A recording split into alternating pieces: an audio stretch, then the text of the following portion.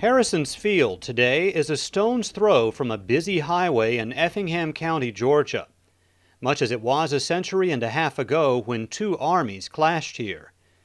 It's a fight that's been largely forgotten, a part of Union General William T. Sherman's famous March to the Sea that's overshadowed by larger battles in Atlanta and more famous ones at Fort McAllister south of Savannah.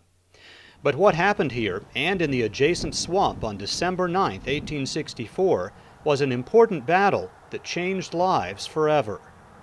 This is the beginning of the first initial punch by Sherman towards the city itself. As Sherman was making his way down from Atlanta, the Confederacy still didn't really know where he was going. At some point they realized, hey, he's coming towards Savannah. Here on the Monteith Road, a small force of roughly 350 Confederates was ordered to make a desperate stand against more than 12,000 of Union General William T. Sherman's battle-hardened veterans. The massive blue-coated force was part of Sherman's left wing, the 20th Corps, with the Black Pioneers clearing the roadway for the Union advance, and regiments from Connecticut, Ohio, Pennsylvania, New York, New Jersey, and Wisconsin bearing the brunt of the engagement. The gray-clad remnant standing in their way included a hodgepodge of veteran and untested troops from North Carolina, Texas, and Georgia, as well as a light artillery battery from Florida. The Confederates broke dikes and flooded nearby rice fields, raising the water level in the freezing cold swamp on either side of the road. They felled trees and piled up brush to create obstacles. Then they dug in behind earthen fortifications and waited for Sherman's soldiers to arrive. Fall in on your piece! Fire! Fire! When Sherman's troops arrived on the scene, they found at least 2 Confederate field artillery pieces, and the Confederate infantry dug in behind rifle pits and trenches. The defenders were positioned directly behind Monteith Swamp, which stretched for at least half a mile in both directions, meaning the marshy ground on both sides would block any attempt to flank the defenses.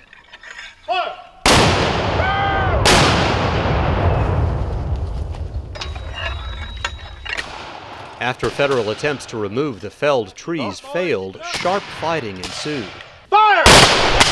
No, quick! The 1st Brigade, 1st Division of Sherman's 20th Corps made a frontal attack, but failed to dislodge the Confederates, causing the thousands of Union troops behind them to stack up like an accordion. Reinforcements from Sherman's 2nd Brigade left the road and tried to flank the Confederate left, but became bogged down in the marsh. Then the Federal 3rd Brigade entered the fight around 3 p.m. and plunged resolutely into the freezing swamp.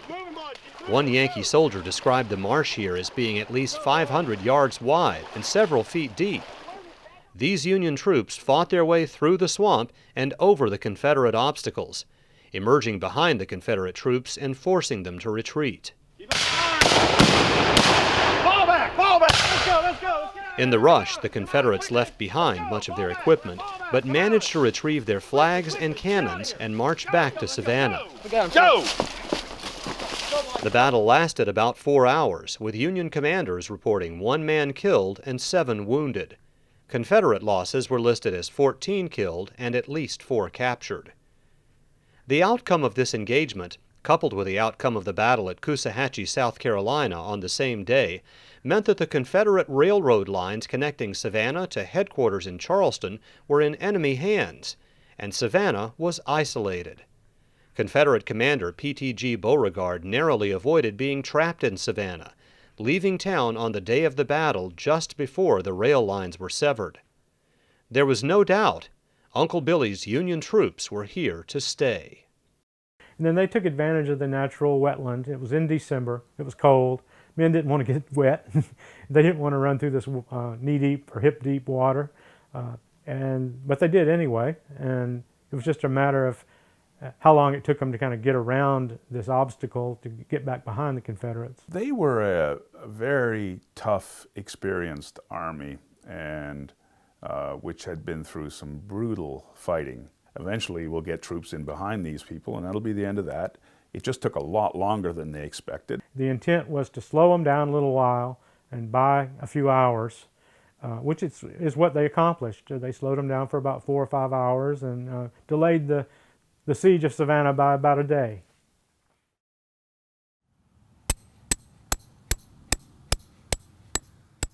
In 2010, archaeologist Dan Elliott of the LAMAR Institute received a Battlefield Protection Program grant from the National Park Service to sift the soils of Harrison's Field and surrounding land in search of traces of this forgotten battle on the doorstep of Savannah. 159. This is the initial reconnaissance part of the survey. We're trying to find evidence for the battle. We're trying to find evidence for the encampment following the battle. But we're really after the information that's disappearing so rapidly.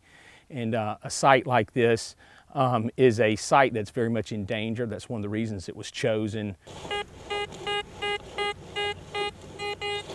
Well, we're trying to do it systematically, 20 meter by 20 meter samples, marking each object and digging it up to see what it is, deciding whether or not it's from the period of the battle or if it's historical objects or not. And then we map it in with the total station transit so that we have a complete map, a three-dimensional record of where everything is out here. Almost immediately, Elliott's team began finding hard evidence of the events of December 9th through 10th, 1864. Well, we're standing right in where this cluster of these canister shot are located. So we're right in the middle of a blast zone from a canister round. And so these are the infantry soldiers shooting back at the Confederates that are firing the artillery at them, the anti-personnel artillery rounds. We can say, yes, this is where the action was, and this is where history took place. One of the most remarkable artifacts was unearthed in the roadside swamp where some of the fiercest fighting took place. It was a complete rifle, smashed to bits, presumably by some impact during the battle. Oh, that might be the butt plate. There's the butt plate, Dan. Oh, that's the gun plate. Nice gun plate. Good identifiable gun plate, Dan. Part of it was still sticking up out of the ground, and we were real surprised when we saw it. And it luckily anybody had disturbed it because all the gun parts are laying as it was dropped. About an hour ago, we found a gun laying on the ground, and it's in the location where we think the Union troops are trying to outflank the Confederates, and they're getting shot at. And so we have, not very far away from this gun, we have fired Confederate bullets. So we think we're finding another piece of the battlefield here that we didn't know, we've just discovered, and hopefully can find more of it. But the exciting thing is this gun. To find all the parts like this is just so neat that it's just not even funny. I mean, this is a real treat. If we can identify the gun, we might can identify the regiment. If we can identify the regiment, we might can identify the soldier that got hurt here, who might not have been able to bring his gun home. Look at this, Dan. Another gun? I don't know what it is. Too little.